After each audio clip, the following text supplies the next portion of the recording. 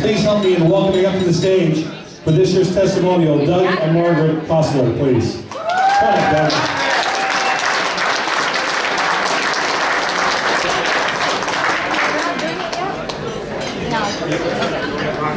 I'm going to use the stand. Maybe you guys can do it. I'm going to put the stand up here again. That was used by the gals to sing. Okay, I'll turn that on.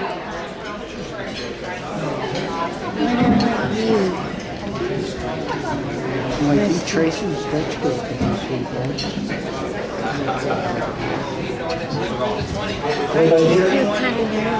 no, everybody feels nervous. Your sister felt nervous too.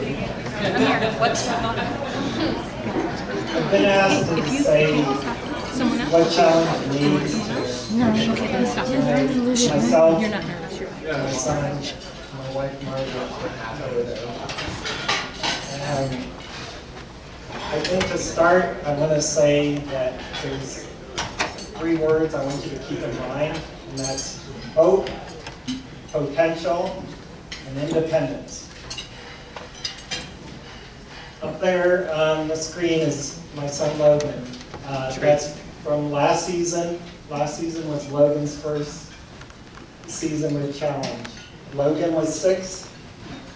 He's got autism, and it has severely affected his speech, among other things.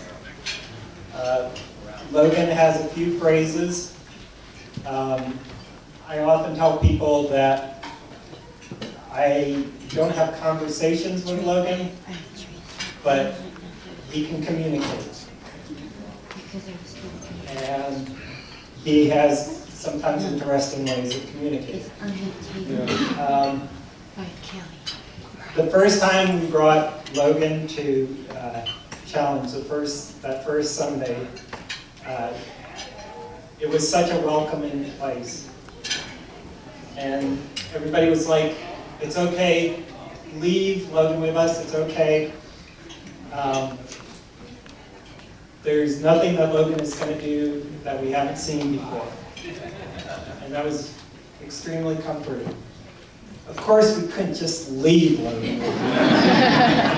We went downstairs to the chalet. And downstairs, while Logan's ski instructor, Tracy, worked with Logan, and we could hear Logan crying and screaming a little bit because he did not want to put on his ski boots at all. Along with the autism, Logan has some sensory issues, so it probably wasn't surprising. And again, everybody at Challenge was like, it's okay, it's nothing we haven't seen before. So I can't remember if it was that first time, but instead of putting on the ski boots, Tracy took Logan sledding out on the hill.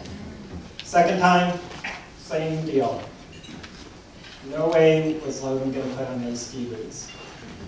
We're downstairs, Margaret and I, and Margaret's looking at me and there's tears running down her face, and I'm feeling pretty much the same way. We're wondering, is this going to work? But again, Challenge, everybody at Challenge is like, it's okay. It's okay. So the third time, Tracy threw probably and Tracy, I think, this time took Logan on the magic carpet just to ride in regular boots, not ski boots, just to ride the magic carpet and to see other people going by skiing. Third time, Logan got his ski boots on for 7 seconds. And you know, at Challenge, it was such a, you know, most people think, wow, 7 seconds, that's not a whole lot of time. But with Challenge, it was like, this is great, this is such an accomplishment. And we felt so good that Logan had gotten his ski boots on for 7 seconds. And then there's the fourth time. And by the fourth time, Margaret and I cannot take the cries that we sometimes hear because Logan doesn't want the ski boots on. Again, I say Logan can't have a conversation, but he certainly can convey when he doesn't want something. That he did not want those ski boots on. So the fourth time, we were in this hotel looking at the gift shop, and we get a call.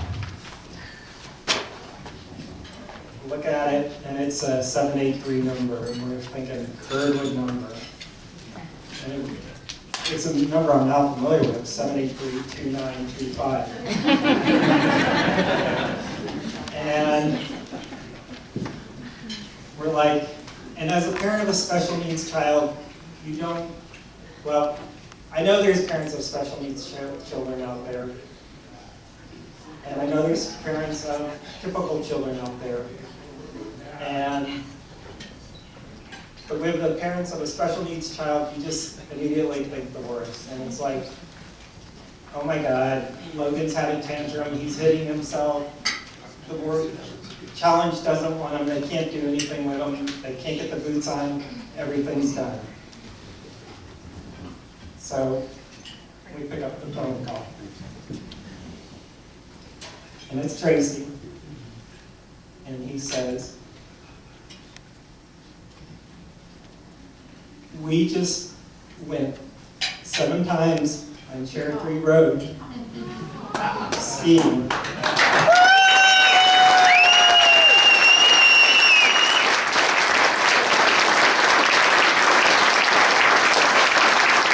You've got to come and see this.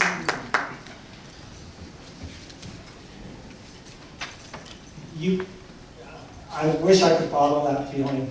It was, for the next month, we were just like riding high. I think Tracy was riding high after that. And from there, it was nothing but up for Logan. And that first time that Logan was skiing with Tracy, Tracy was skiing with him between his skis. It's what I call the sack of potatoes, because Logan was Tracy was holding him, and Logan was just sort of letting all his weight rest on Tracy, who's a very strong person. He was just holding Logan up. And if you go and Google, or go to YouTube and Google Challenge Alaska 2012 highlights, you can see what I'm talking about Logan just skiing at that in the sack of potatoes night. But from then on, it was nothing but up. I mean, each Sunday it was like there was a new advance. There was a time when he was skiing with Tracy, and he came up, skied into Tracy, and he said a single word: fun.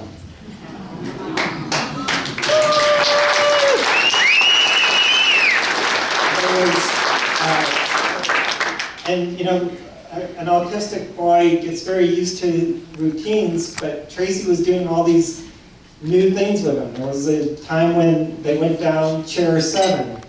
There was a time when they went down the Christmas run. I mean, there was, the basic run was Chair 3 Road, but suddenly Logan was doing all these new things. He was going down, at the end of the season, he went down Lower Confidence. And I think one of the things that is so great about Challenge, and one of the things I want to convey, is that after every time that we went to Challenge, we were telling everyone about it. I'm on the phone to my parents on the way back to Anchorage, calling my parents and telling them, do you know what Logan did this time? And they're just like, what? We're telling my wife's mother and her aunt, and everybody's interested in Logan. Colleagues at work, teachers, therapists, relatives far and wide are interested in Logan now. And again, as a parent of a special needs child, sometimes people aren't interested in your autistic son, because sometimes there's not a whole lot of good things, advances to talk about. But this was one of the times when everybody is suddenly just so interested in what Logan is doing. And the advances have continued.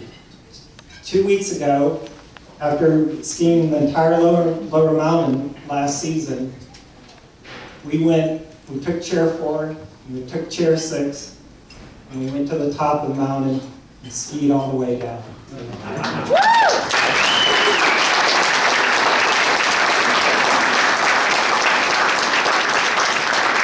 I'm getting a little lengthy here. I apologize for being a little lengthy, but I wanted to say a lot of things. What does this all mean to us as parents, as a family? More often than not, you hear about what your disabled or your special needs child or adult can't do, but not a challenge. You hear about the potential and what they can do. And it is so important. You know, there's no organized sports for special needs kids. And as a parent, you find yourself becoming more and more isolated because suddenly your peer group who have typical kids, you're not going to the Little League or the soccer or the hockey. And it starts to become very isolating for the parents. But also what's really gets you is it's starting to become isolating for your own child. And I and my wife worry about the isolation. And sometimes it's led me to ask, why us? Why us, Lord? Why Logan, Lord? Why did he get this disability that is such an impediment to the smiling, gentle little boy underneath? And I think the answer is, it's so we can meet wonderful people at Challenge and other places that who care and are so positive about your child. And you know, there's that one saying at the Challenge Chalet about what's the saying, Tracy? Up these stairs stumble some of the greatest athletes ever. Well, I think in that chalet is some of the greatest volunteers and staff ever. They are the best people ever.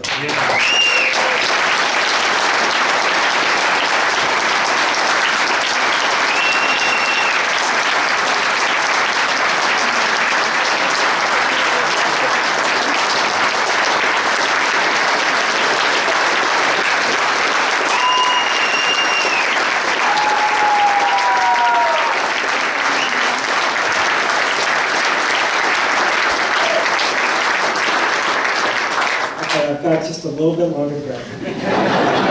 So, Challenge means family, friendship, and love. And I'd like to introduce you to 4 of the staff people who are all hopefully here, and have them come up to the stage. And then, to close here, we're going to watch a video of Logan from last season. And I want you to watch for Logan's smile. And then I also want you to watch, there's a very brief clip at the very end where Logan's going down on Christmas, and it just shows how far Logan progressed from the sack of potatoes to this. So, is Jody Estrada here?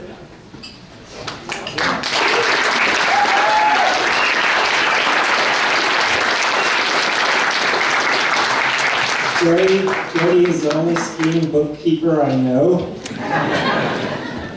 And she keeps the financial end of things at the chalet going.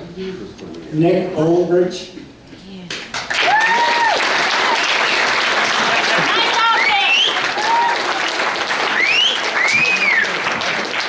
I don't know how Nick does it, but there's like an incredible amount of people and gear going in and out of that ski shop, and everything just goes flawlessly, and it's just a credit to Nick. Jeremy Anderson.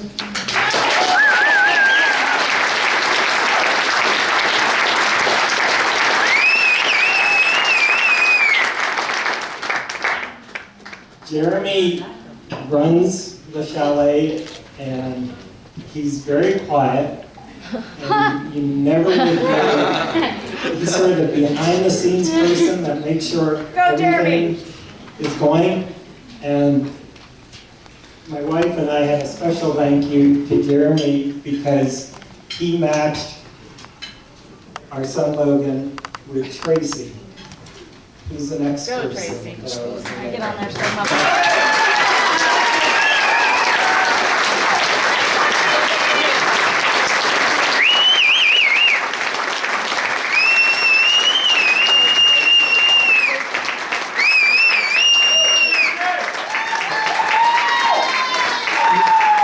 Each time I have thought about what I would say about Tracy, I get choked up, so I think we should just watch the video because Logan's smile is what is the thank you for us, and if that makes sense.